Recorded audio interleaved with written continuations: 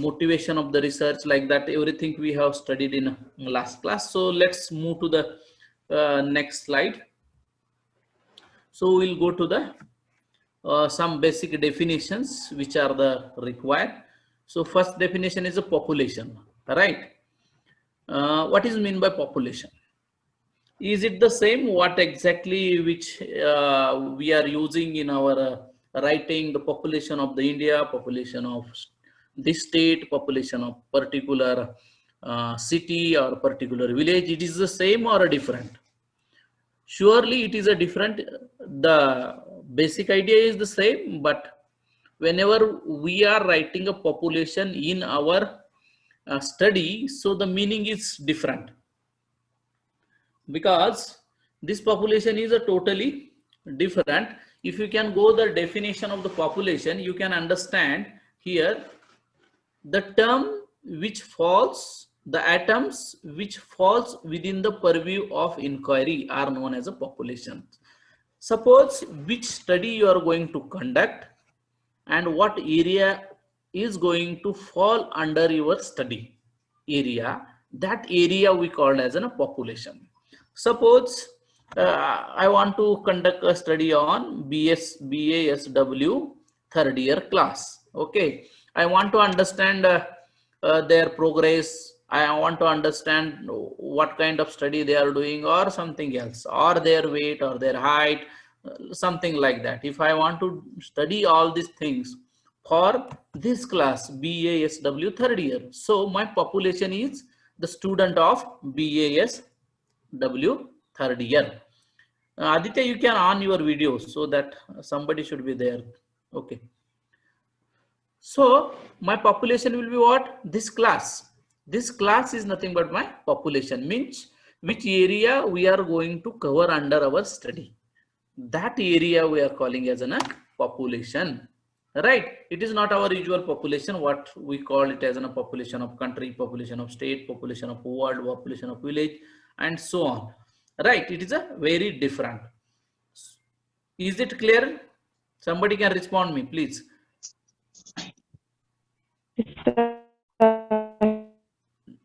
Okay, then another is here the census, and generally I have seen in your so many presentations, as per the census 2011, you used to give as a source as a census 2011. What does it mean by census?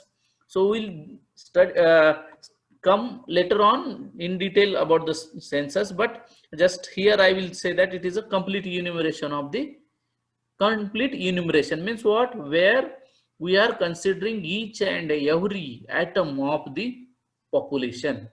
That is nothing but census, where we are considering each and every characteristics of that population.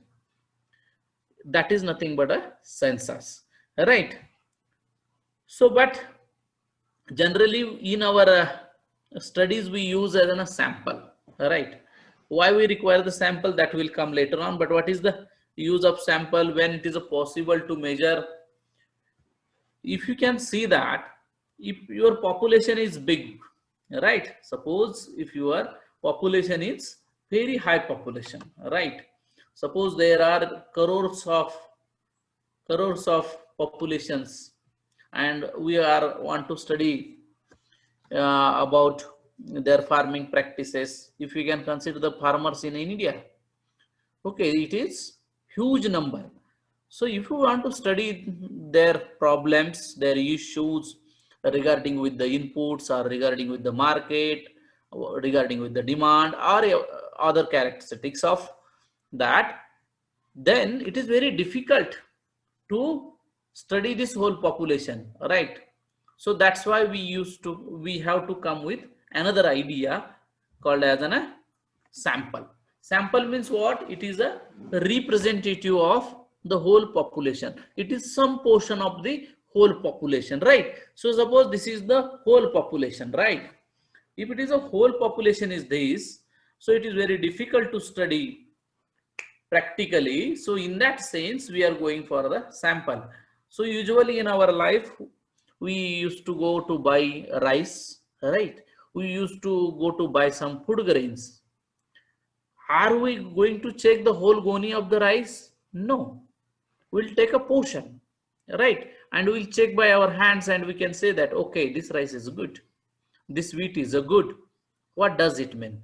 Means we are taking a representation of that whole pack in a small portion and we are checking and we are deciding that no, this is the best quality. So like that, it is the same idea is also we are using here as a sample, right?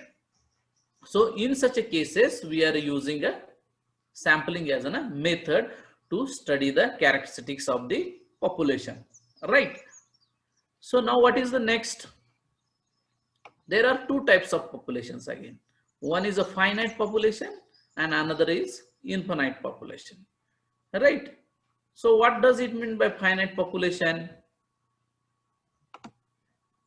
Finite population is nothing but if the numbers are very small, right?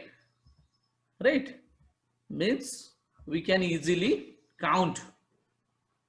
For example, you can see that the number of farmers in Usmanabad district, we can measure it. Yes, we can. So that is nothing but your finite population. Number of voters in a Tuljapur block, we can count them. Yes, we can count them. So that is nothing but the finite population, right? That is nothing but finite population. What is the infinite population? Infinite population means what? In some cases, it is very difficult to us to count, right? So number of cricket lovers in India, it is very difficult for us to count it, right? So in such a cases, we are, so that kind of population is called as an infinite populations. So let us move to the next concept.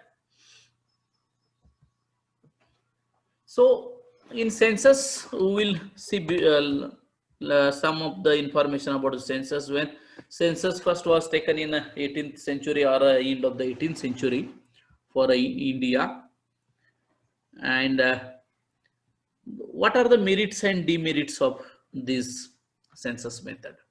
Because generally we takes census method, then we'll see what are the merits and demerits of the census method. The data are collected from each and every atom of the population, right? Means what? That's why earlier I said that census is a complete enumeration. Means what? We will study each and every characteristic of each and every households, right? For example, what is their land, what is their livestock, what is their education, all these things we will study in that. That's why we call it as a complete enumeration, right? So what is the second? The results are more accurate and reliable because every atom of the unit we have considered, right? So whatever the population is there, we have considered each and every atom from the population. So there is a no question of the any problem, right? Because we have studied each and every atom of the our population. That's why it is a very reliable, very accurate, right? Intensive study is possible. Suppose someone is interested, right? What is this intensive study means what? So it is a complete enumeration. Someone is interested that. So in Usmanabad district, there is a one village and I'm interested to see the education status of that village. Or else someone is interested to see the farmer issues problem. Somebody is interested to see the woman related issues. Somebody is interested to see the school facilities. So each and every record is recorded in a census, right? Somebody is want to see about the livestock. What kind of livestock in that village they are growing, right? What are the ratios of buffaloes, cows, goats, or something else? So they can go in a census, they can download that data and they can do the study. So that is another merit of the census. The data collected may be used for various surveys and analysis. So many times, if they want to do a study, so immediately we can go in a census and download the data for a particular objective or particular variables or indicators, and you can study that and you can analyze that. You want to see the illiteracy rate, you want to see their higher educations, how many people are higher educated in a particular village or particular block or particular district or particular state. You can do that by downloading the census data. So that is a possible. So what are the limitation of this census method? It is again sciences, so every concept will have some merits and some demerits as well. It requires a large number of enumerators. It is a costly method. Means what? If you want to conduct a survey, but census will go to each and every household and collect their information, right? So to collect that information, you require the professionals, right? Your enumerator should be very professional. Those who are going as an investigator, these investigators should be very professional. They have to know how to collect the information. Some, all you went in a field works, so it is not that much of easy to get the information from the people. Sometimes somebody will may say some wrong things, so you have to be very professional. So if you want to conduct the census, you require the large number of professional investigators. So that's why it is very costly. It is a costly affair. It requires more money, labor, time, and energy, right? So you are conducting the survey in whole India, right? So to finish this whole things, you require very professional manpower, professional investigator. If you want to conduct survey by professional investigator, they will not come in small amount, right? You have to pay a good amount to come and do the work, right? So that's why it is very costly affairs. So it requires so much manpower, time, because you are going to cover each and every part of the India, isn't it? So it requires more time, more energy. It is not possible in some circumstances where the universe is infinite, right? The census method is not possible every time to do or to apply in our research. If sometime your universe will be an infinite, in that cases, you cannot use as a method, as a sampling method, as a census method. So what is the sampling? So we will go one by one. First, what is the sample? Then we will come to the sampling. What is the sample? Already I said that sample is nothing but a small portion which describes the characteristic of the population. What example I gave? The rice. So we are taking a piece of rice on our hands and we are checking that the quality of the rice is good or not, right? Rather to checking each and every grain from that whole goni, we are checking small portion of it and we are coming to the conclusion. So that is nothing but a sample, right? Which describes the portion who's from the whole population, right? Population is nothing but a finite subset of population, right? Sample is nothing but the finite population, finite numbers, or a finite subset of whole population. A finite subset of statistical individuals defined in a population is called a sample. This is another definition. And the number of units in a sample is called as a sample size. I just given an example that I'm interested to study the progress of the student in SW third year class, right? So my whole population is what? The whole class, correct? So what will be my the sample size? Suppose how many students are there? There are 34 students are there. So that is nothing but my sample. That is nothing but total population. So suppose it is difficult to me to go to all 34 students and study the things. So what I will do, I will choose 5 students. So how we can choose, we'll see in the next slides. So I'm going to choose 5 students from that. So that 5 student is nothing but my sample size. I choose the sample of 5 students, that is nothing but my sample size. And next is the sample unit. What does it mean by sample unit? Sample unit is nothing but each student is my unit for my study. So that is nothing but a sample unit. Another is sample frame. What is the frame? Now here I said that I am going to study a BASW third year class. That frame is nothing but a BASW is nothing but my sample frame, right? That is nothing but my sample frame.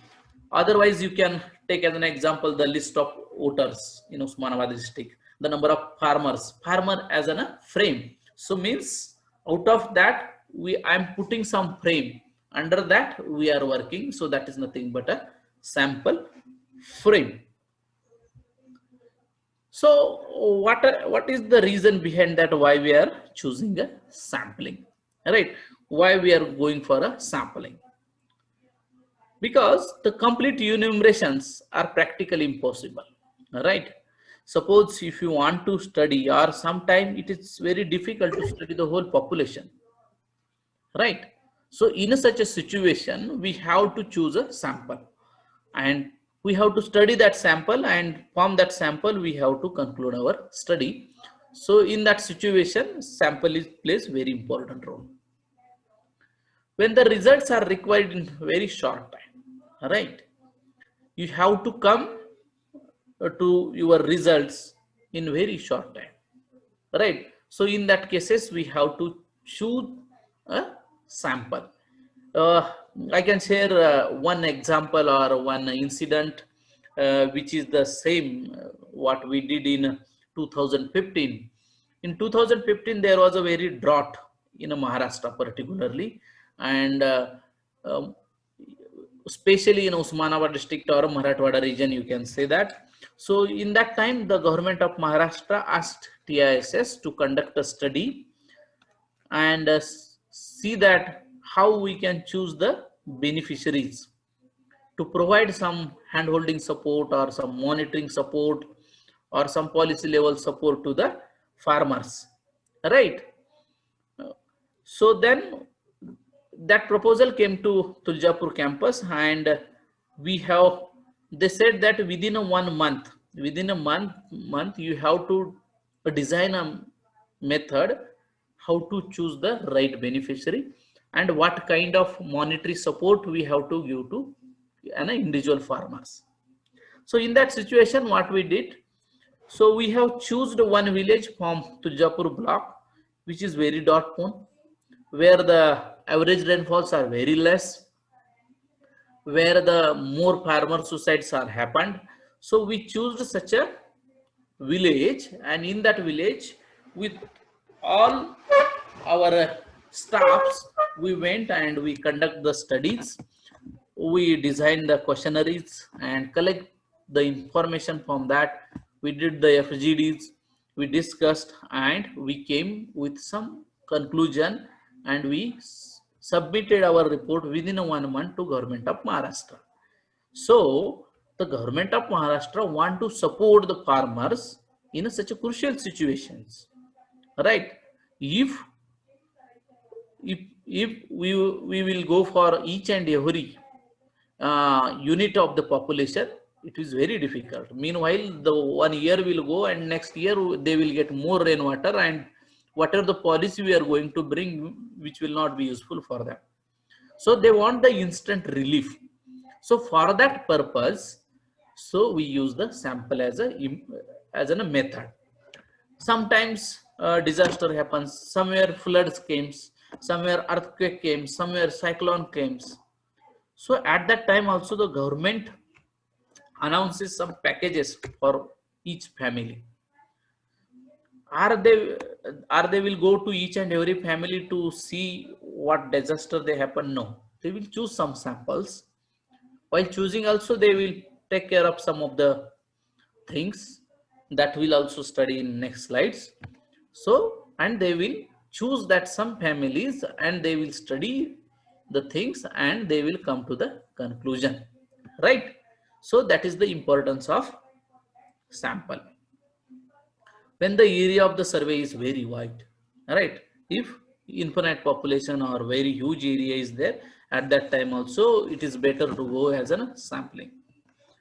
When the resources for a survey are limited, right? It is not like that. If somebody is give project to you, right, to work on a particular issue, it doesn't mean that they will provide full financial support to you, right?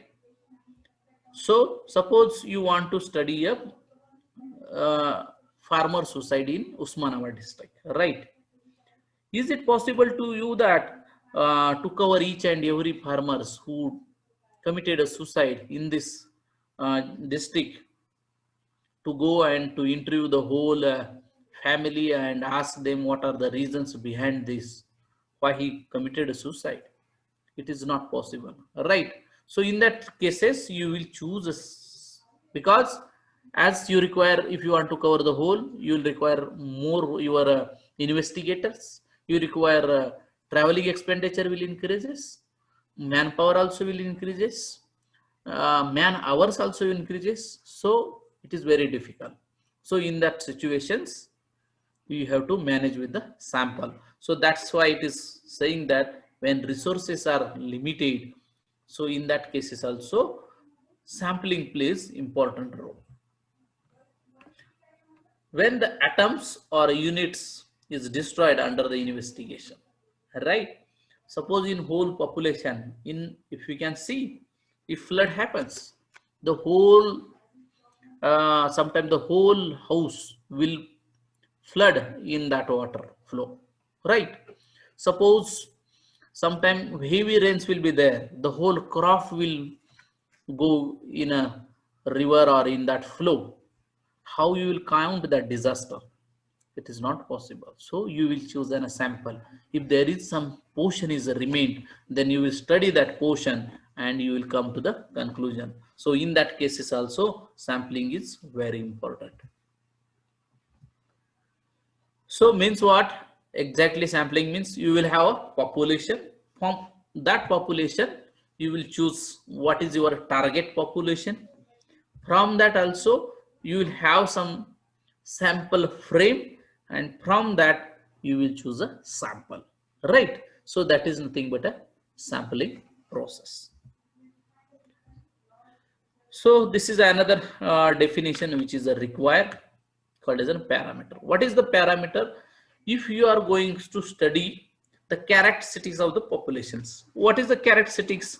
Characteristics nothing but you are going to study some different measures, like a measure of central tendency, or you can say that averages, percentages you are going to find for population.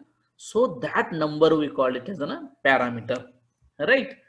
So for that we will use the different symbol. Generally we use capital letters to mention the characteristics of the population, right? And what is the statistic? When you are going to study the characteristics of the sample, right? When you are going to study the characteristics of the sample, that is nothing but your statistics. Suppose the if you want to mention the average height of the all TISS students, right? Average height of the TISS students in Tuljapur campus, then you will use the different notation. So that will be nothing but your whole population. Suppose this is the whole population. And suppose this is nothing but sample which you have chosen, right? Means what? If you are going to study the different measures about this whole Tuljapur campus, and you are going to find the different measures supposed to be an their mean. Generally we used the notation x bar as a mean or mode or a median or something like that, or standard deviation, right? So like that, then you call these symbols as an parameters of the population. But if you are going to study for your sample, right, you have choose some representative, some numbers, some students from whole population, this whole population. And if you are going to study that, then that is nothing but the statistics of the that sample. And for that you will use the different notations like alpha, beta, gamma, like that, to note their mean deviation, standard deviation, all these things. So here you can see generally in a population you will use a n, capital N, to note the total number of size of the population, whereas in sample you will use a small n, right? If you find the mean for a population, you will use this Greek letters mu, and for a sample you will use a x bar. Similarly for standard deviation, proportion, correlation and regression. So that is the difference between parameter and statistics. Parameter is related to the population, statistics is related to sample. That is only you have to keep in mind. Is it clear? Somebody has to respond me. Yes, Is sir. it okay? Thank you. So let us move to the next. While choosing a sample, we have to keep some of the things in mind. It is not like that I will go and choose any 5 students from the class. It won't work, right? If you want the accurate results, so we have to follow some principles. So first is a principle of statistical regularities. Means what? What are the characteristics are there in a population? Same characteristics should satisfy your sample. That is nothing but statistical regularity. Inertia, principle of inertia of large numbers. Means what?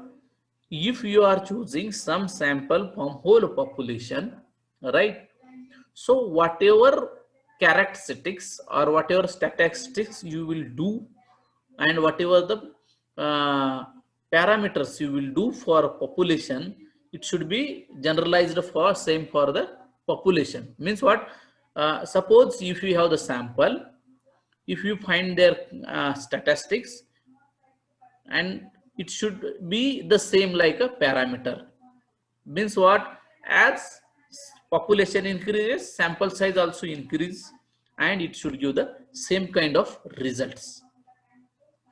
Principle of validity means what? Whatever the study you will conduct, and whatever the measures you will find out for the sample, the same measures should be same for the your whole population, right? So that is nothing but the validity. Principle of optimizations means whenever we are doing, we have to see the optimization, right? Means what? Whatever measures you will find out for the sample, it can be easily applicable, or same we can replicate for the whole population. So while selecting your sample, you have to keep in mind these all 4 principles should satisfy your sample. As a thumb rule, what we can say that whatever the population is there, what kind of characteristics population is satisfying, same characteristics should satisfy by your sample. So we'll see some characteristics of the good samples when we can say that sampling is very good and done very properly, it should be true representative, right? It should represent the whole things. It is free from bias. It should not be like that we have chosen according to our requirement. Suppose if I am conducting a study on BSW third year, and I want to study the understanding of the student for this class, and suppose particularly if I choose those students, those who are having a mathematics background, right? I know that those who are having a 11 12 mathematics background, they might have been studied the same thing, so it is very easy to understand for them. So what I will do, I will choose student such a way that, so that is nothing but a biasness. So we should not do any biasness while choosing your sample. So whatever the sample we are going to take, which it should be satisfy your objectives of your research. Size, while choosing the size also, the size should be good. You should take a proportional size. It should be feasible, right? Whenever we are choosing the sample should be a feasible sample. We should not choose which is very difficult to do. And it should be accurate, comprehensive, economical, right, approachable, and practical. So whenever we are choosing the sample, we have to see it should satisfy all these characteristics. If it is there, your results will come more accurate. That is the thing. So we'll move to the next. There are two types of errors while doing the sampling. One is called a sampling error and another is a non-sampling error, right? What does it mean by sampling error? It is the discrepancy between the parameters and its estimate due to sampling process is known as a sampling error. Means what? Suppose you have a population, right? Suppose you have some population here, right? These dots are visible. Aditya, these are dots are visible. Yeah, somebody can. Is it visible what I'm doing? Yes, sir. Yes, sir. Thank you. So suppose this is your population, right? This is your population, and suppose out of that you have chosen some samples, right? You have chosen some samples out of this, and suppose you have find out mean for this, mean for this population, and suppose if you find the mean for your sample, so it should have the difference between these two. Means what? Suppose this I choose as whole TISS campus, right? Suppose my whole population is supposed to be a whole my campus, right? This is chosen as an campus.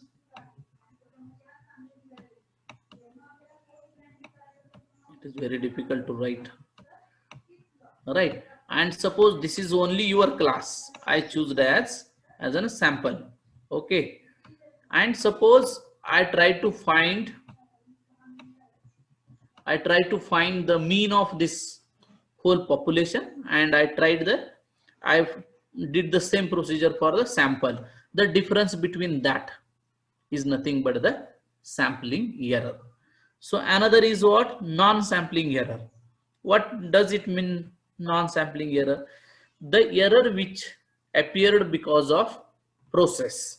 Means what? Suppose somebody went to collect the information, right? Somebody went to collect the information, and you have send a set of questionnaires to your investigator. What will happen? In all investigator will not collect the same information. Means what? Somebody will not put his or her concentration 100%. They will miss some questions, or they will fill some wrong options while filling the questionnaire forms, right? So that error is nothing but non-sampling error, right? Is it clear what is the sampling error and non-sampling error? Please. Yeah, okay. So we'll move to the next. What are the advantages and limitation of the sampling? Sampling saves time and labor, right? Because of sampling, we saves our so much time and manpower. It results in reduction of cost, means it saves your money, manpower, man hour, everything, right? And that's why it comes with some accurate results. It has a greater scope, it has a greater adaptability. If the population is too large or hypothetically or destroyable, then in that case only sampling method is useful. Okay, so that is the advantages of the sampling. And what are the limitation? Sampling is to be done by qualified and experienced persons. Your investigator should be very professional in that. Otherwise, sometime problem may occur. They will submit the information which we cannot believe, right? Sample method may give the extreme values sometime instead of the mixed values, correct? If you can see sometime means what, just if you can recall the earlier example, or else if you say one more example from your class itself, if you want to change the average grades, right? And in you, if you made some mistake while choosing the samples and you choose those students who are got highest mark in your sample, so your results will go to the extremes. Either you choose the students who got the highest grades, or else universally if you choose the those students who got a very less grades. If such a number of students will be same more in your sample, so your sample will go in extreme. Sample method may give extreme values sometime, so there is a possibility of a sampling error, right? So already we have discussed what kind of sampling errors may happen in our cases. So there are different type of sampling methods, right? While choosing, it is not like that you can choose any ways. For that you have to have some scientific methods, right? So I will take a 1 minute pause. I will come back to you within 1 minute.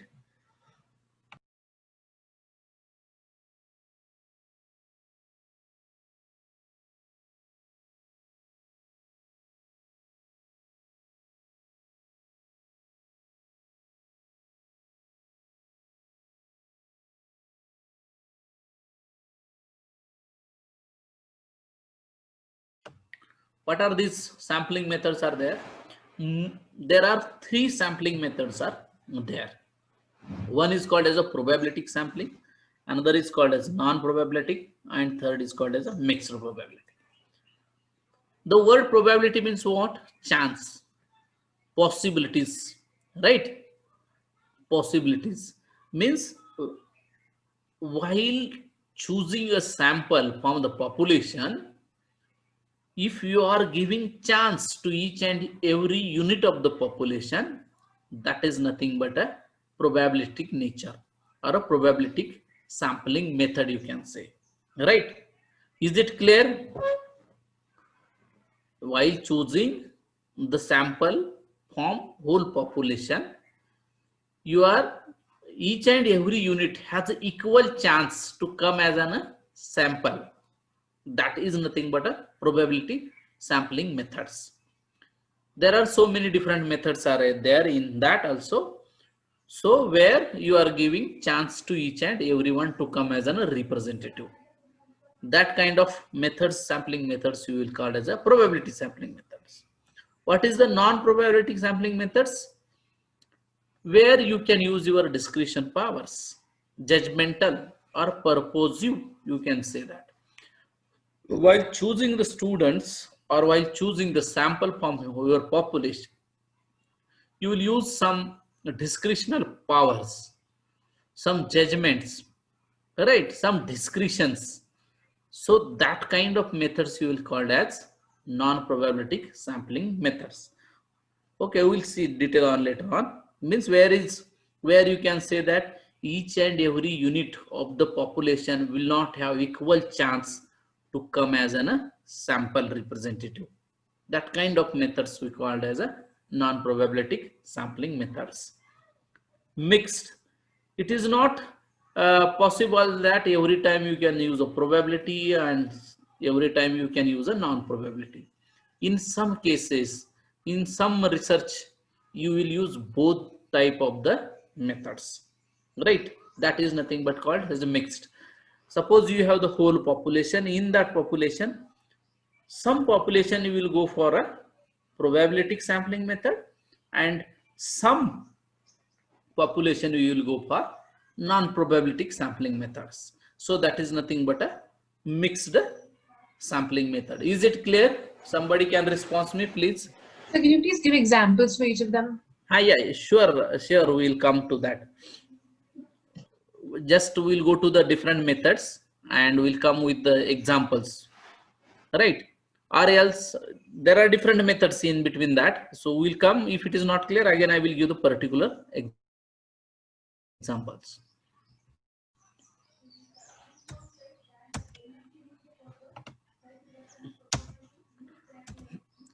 So in a probabilistic sampling methods, we call as random sampling method, right?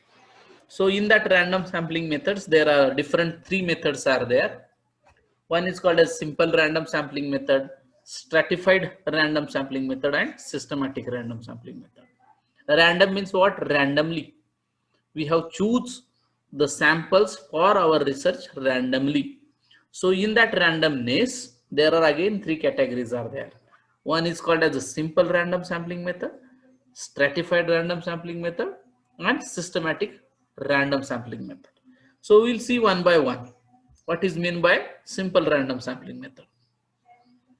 A simple random sample from a finite population is a sample such that each possible sample combination has equal probability being a chosen.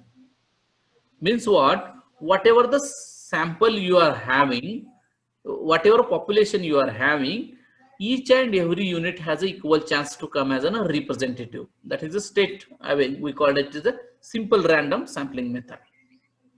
In that also there are two different things: simple random sampling with replacement and without replacement. So what is this with replacement? In this method, the population elements can be enter the sample only once. Only once the unit one selected is not returned to the population before the next draw. Means what? Suppose you have a whole populations, right?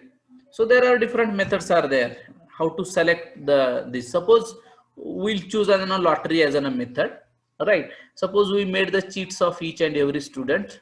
Suppose there are 36 students are there in this class, so we made the roll number wise 36 cheats, right? And out of that, by using a random sampling method, I have to choose 5 students to my study. So what I will do, I will put whole cheats in that particular box and I will choose one cheat out of it, right? And I will keep it. I will see that and I will note the roll number. Again, I will shuffle the whole that box and again I will pick up one more cheat, right? Again, I will keep it like that. If I am doing that, so that is nothing but simple random sampling without replacement. So what will happen with replacement? I will take first cheat from that whole 34 students. I will write his number. Again, I will put that same cheat in that box. Again, I will shuffle the whole box properly. Again, I will take it. Means what? In this method, there is a chance to one sample to come twice. So that is nothing but with replacement and concept of a without replacement. Is it clear? So now in that I said lottery method. Lottery is one of the easiest method to uh, apply for the sampling, for a random sampling particularly. What I just said, you make the cheats and put it in box and collect each and every cheat one by one. So there is another method is called as a table of random numbers. So there is a different scientists are there, or suppose there are 34 students. So I will make their list and I will choose one. Then there is some formula is there. After third, I will choose next one. After third, again I will choose like that. So there are some formula we require, and according to that we can choose the sample from your population. There again different tables are there given by these different statisticians how to choose the sample. So these are the different method for choosing a sample randomly. So that's why we call it as a probabilistic sampling methods. So what are the merits of this simple random sampling? The personal bias is eliminated as a selection is depends solely on chance, right? So if you can see that while choosing a cheat, I don't have any chance to select a particular student, right? Suppose I made the cheats of 34 students, so there is no chance. Suppose I want to choose a Sneha, or if I want to choose a Sudhir, or if I want to choose Pranjali. So there is no chance for me to choose any one of these, right?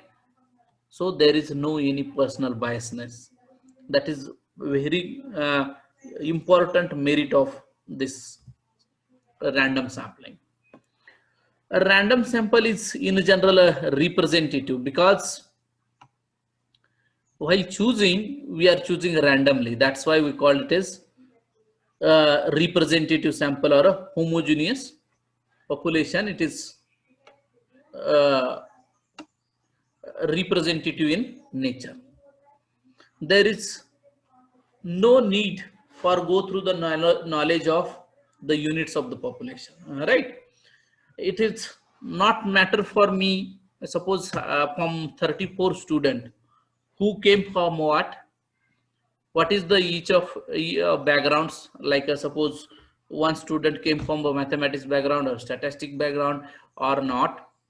So that it doesn't matter for me, right? So that's why there is no need of knowledge of the units of the population. That is another merit of this. The accuracy of the sample can be tested or examined, meaning sample from the same universe when the universe is unknown, right? Whenever your universe totally is unknown, you don't know the characteristics of the whole population which you are going to choose. So in that case, this is very important. So this method is also used in other methods of sampling. So we'll see what are the limitation in that. What are the limitation of this sampling method?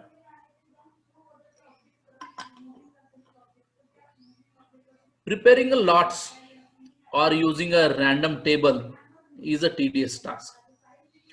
Or else now I am having a number of students are very less. So it is very easy to me to write their name or a roll number and to do the process. If my population is in thousands, if my population is in lakhs, in that case, we cannot use this method as for choosing a sample. When there is a large difference between the units of the population, the simple random sampling may not be a representative, right? So if the huge population will be there and you are going to choose as a representative, as an using as a random sampling, so you will not get the correct and accurate results. The size of the sample required under this method is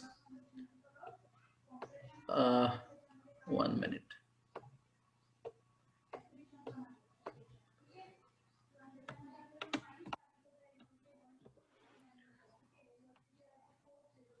More than the required by stratified sample. Okay, so in some cases we cannot use this. We will move to the next one.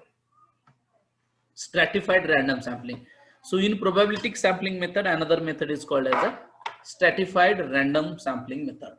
So I just had a doubt that when you're talking about simple random sampling, when can you possibly use the width replacement method? Like when can that come useful?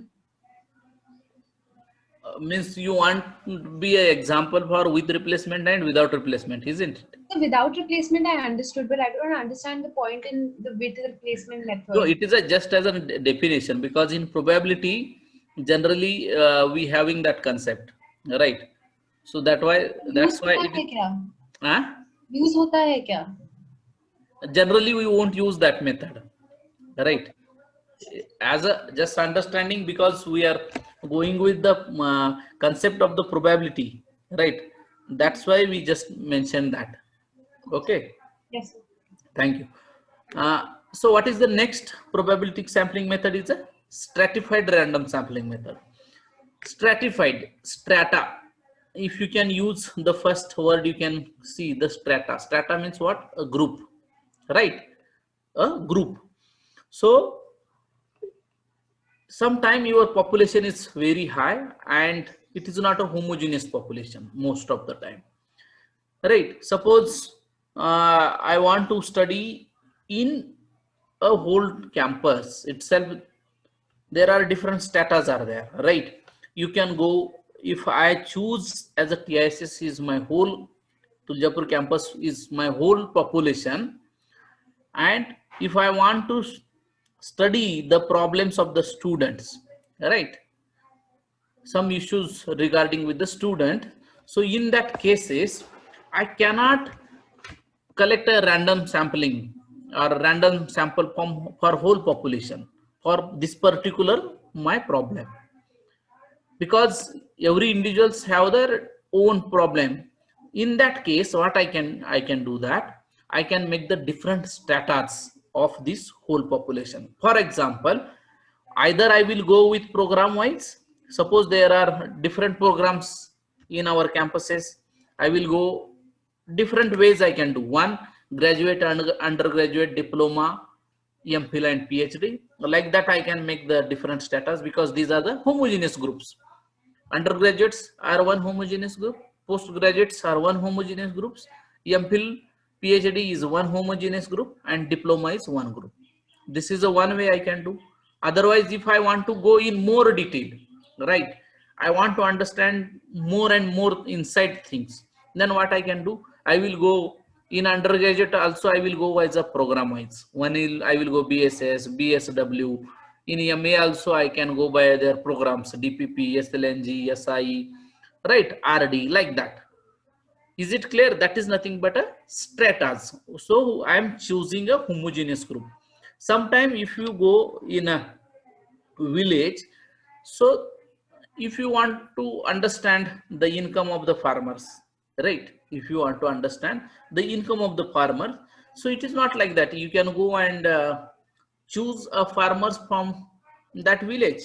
No. So if you want to understand their annual incomes, right, so what you want to do, you have to go and you have to segregate your farmers, small and margin, small farmers, medium farmers, large farmers, like that, right? So then what you will do, you will make the different status. You will segregate your whole population in different status or in a group of homogeneous groups you will make, and then you will choose the samples from each and every groups, and you will study that. So that is nothing but called as an stratified random sampling. Is it clear? Yes, is it clear? Pranjali, is it clear? Hello. Yes, sir, it's clear. So that is nothing but your different status, and you can use these different status and you can study, because if you want to get more insight, so you have to do the different status.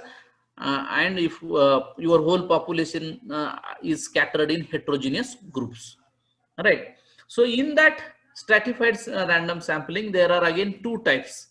One is called as proportional and non-proportional, right? If you are going to study, so while choosing a sample, suppose you made the groups.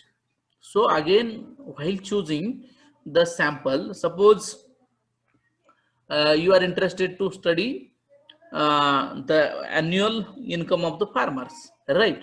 You went in that village, you made the groups, and suppose, as you know that we have the less time, we have the less power, money, and less man hours, right?